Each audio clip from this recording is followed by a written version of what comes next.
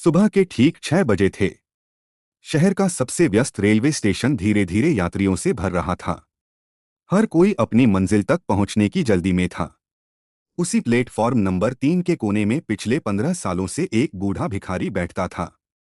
फटे हुए कपड़े, सफेद दाढ़ी, हाथ में पुराना कटोरा। लोग उसे देखकर 2 या 5 रुपए डाल देते और आगे बढ़ जाते। किसी ने कभी उसका नाम नहीं पूछा। सब उसे सिर्फ बाबा कहकर बुलाते थे। लेकिन किसी को यह नहीं पता था कि हर रात स्टेशन बंद होने के बाद वही बूढ़ा भिखारी चुपचाप स्टेशन से निकलता था। वह शहर के सबसे महंगे इलाके में पहुंचता। वहां एक पुरानी लेकिन आलीशान कोठी के अंदर चला जाता। एक रात एक युवा पत्रकार ने उसका पीछा करने का फैसला किया। जैसे ही बाबा ने कोठी का दरवाजा खोला, पत्रकार की आंखें फटी की फटी रह गईं। अंदर करोड़ों रुपए की पेंटिंग्स, सोने की मूर्तियां और नोटों से भरी अलमारियां रखी थीं। पत्रकार कुछ समझ पाता उससे पहले बाबा मुस्कुराया और बोला, तुम यहां तक पहुंच गए, लेकिन अब जो सच जानोगे उसके बाद तुम्हारी जिंदगी कभी पहले जैसी नहीं रहेगी। पत्रकार के हाथ कांपने लगे। उसे अपनी आंखों पर यकीन नहीं हो रहा था। जिस आदमी को पूरा शहर भिखारी समझता था, उसकी कोठी में अरबों की दौलत छिपी हुई थी। बाबा ने धीरे से दरवाजा बंद किया और कहा, डरने की जरूरत नहीं। अगर मैं तुम्हें नुकसान पहुंचाना चाहता तो तुम यहां तक पहुंच ही नहीं पाते। पत्रकार ने हिम्मत जुटाकर पूछा, अगर आपके पास इतनी दौलत है तो आप स्टेशन पर भीख क्यों मांगते हैं? बाबा कुछ पल चुप रहे। फिर उन्होंने दीवार पर टंगी एक पुरानी तस्वीर उतारी। तस्वीर में एक खुशहाल परिवार था। एक महिला, 2 छोटे बच्चे और बीच में सूट पहने एक जवान आदमी। पत्रकार हैरान रह गया। वह जवान आदमी बिल्कुल बाबा जैसा दिख रहा था। बाबा की आंखें भर आईं। उन्होंने कहा, 20 साल पहले मैं इस शहर का सबसे बड़ा उद्योगपति था।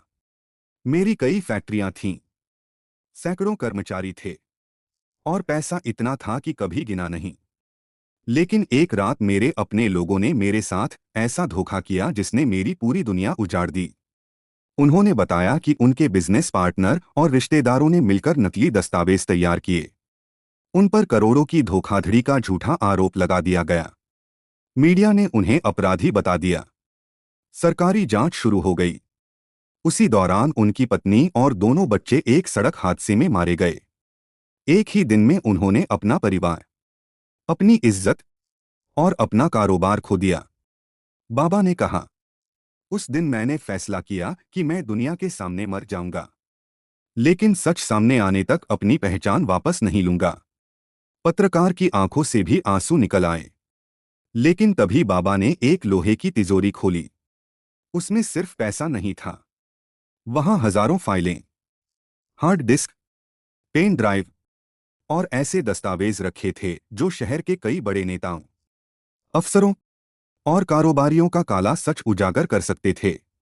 बाबा ने एक पेन ड्राइव पत्रकार के हाथ में रखते हुए कहा, इसमें उन सभी लोगों के सबूत हैं जिन्होंने मेरी जिंदगी बर्बाद की। लेकिन इसे दुनिया के सामने लाने से पहले तुम्हें एक बात जाननी होगी।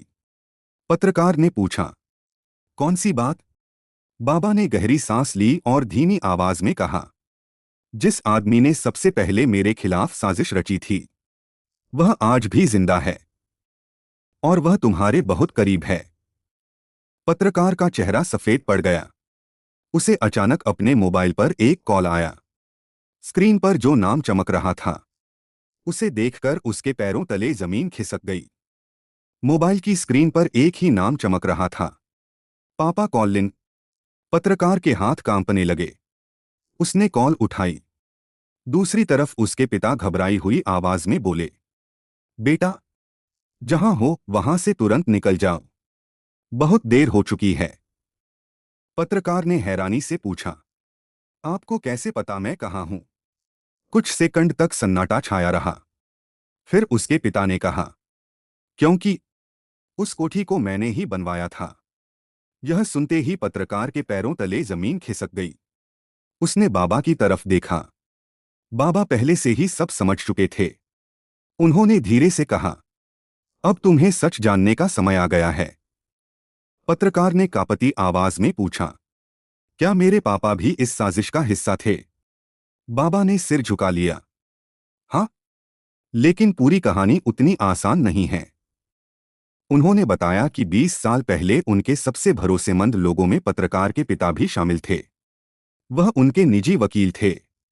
उन्हें असली दस्तावेज सुरक्षित रखने की जिम्मेदारी दी गई थी। लेकिन उसी समय कुछ ताकतवर लोगों ने उन्हें धमकी दी। कहा गया, अगर उन्होंने दस्तावेज नहीं बदले तो उनका पूरा परिवार खत्म कर दिया जाएगा।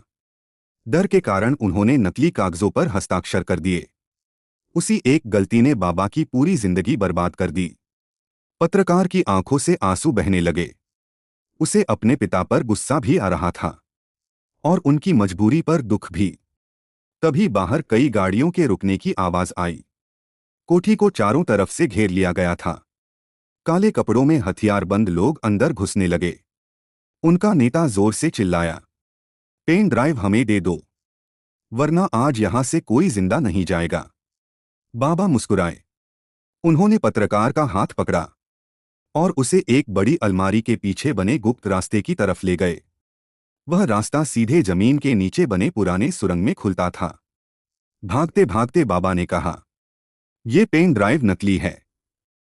पत्रकार चौंक गया। तो असली सबूत कहाँ हैं?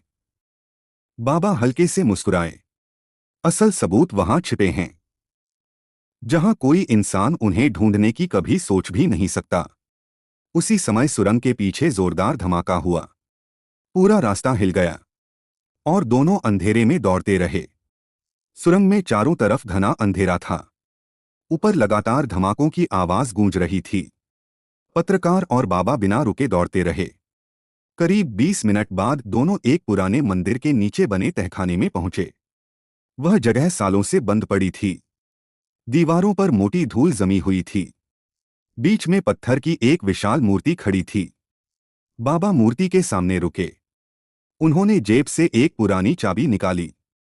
मूर्ति के नीचे बने छोटे से ताले में चाबी घुमाई। धीरे धीरे पूरा पत्थर का फर्श खिसकने लगा। नीचे लोहे का एक विशाल कमरा दिखाई दिया। अंदर सैकड़ों फाइलें, विदेशी बैंकों के रिकॉर्ड, गुप्त समझौते और करोड़ों रुपए के लेन देन के सबूत रखे थे। पत्रकार हैरान रह गया। बाबा बोले, यह सिर्फ मेरी बेगुनाही का सबूत नहीं है, यह पूरे देश के सबसे बड़े भ्रष्टाचार का सच है। तभी कमरे की दीवार पर लगा एक पुराना मॉनिटर अपने आप चालू हो गया।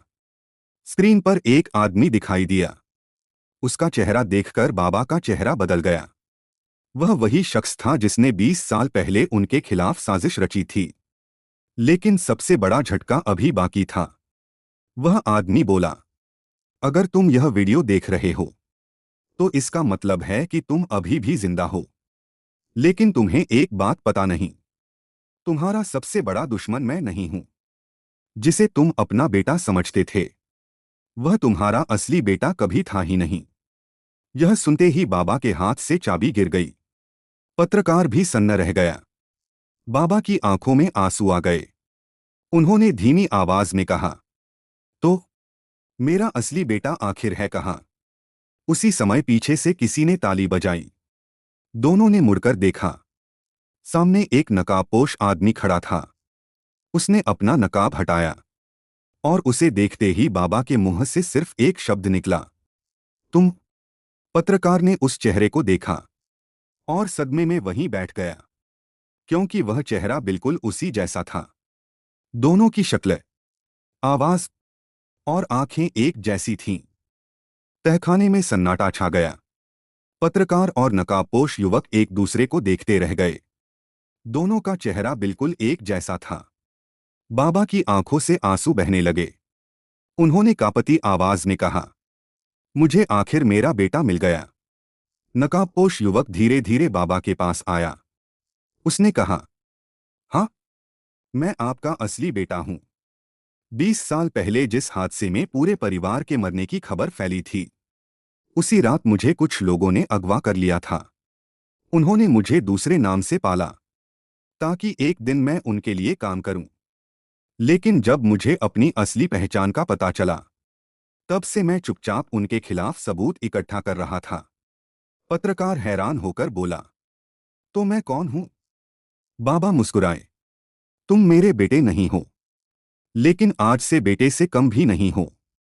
अगर तुम उस रात मेरा पीछा नहीं करते तो यह सच कभी सामने नहीं आता। इतने में बाहर पुलिस के सायरन गूंजने लगे। पत्रकार ने पहले ही अपने चैनल के जरिए सभी सबूत सुरक्षित सर्वर पर भेज दिए थे। पुलिस, जांच एजेंसियां और मीडिया एक साथ उस तहखाने में पहुंच गए। फाइलों और रिकॉर्ड की जांच शुरू हुई। कुछ ही दिनों में कई बड़े नेता, भ्रष्ट अधिकारी और कारोबारियों को गिरफ्तार कर लिया गया। जिन लोगों ने 20 साल पहले झूठी साजिश रची थी, उन्हें अदालत ने उम्र कैद की सजा सुनाई। बाबा का नाम पूरी तरह बेदाग साबित हुआ। सरकार ने उनकी जब्त की गई सारी संपत्ति वापस लौटा दी। लेकिन सबसे हैरानी की बात तब हुई जब पत्रकार ने पूछा, अब तो आप फिर से अरबपति बन गए हैं, क्या अब महल में रहेंगे? बाबा मुस्कुराए और बोले, नहीं, मैंने स्टेशन पर बैठकर सीखा है कि इंसान की असली दौलत पैसा नहीं, बल्कि इंसानियत है। उन्होंने अपनी आधी संपत्ति गरीब बच्चों की पढ़ाई, अस्पताल और अनाथ आश्रमों के लिए दान कर दी। बाकी संपत्ति से उन्होंने एक ट्रस्ट बनाया, जहां किसी जरूरतमंद को कभी खाली हाथ नहीं लौटाया जाता था। कुछ महीनों बाद उसी रेलवे स्टेशन पर एक नई तख्ती लगाई गई।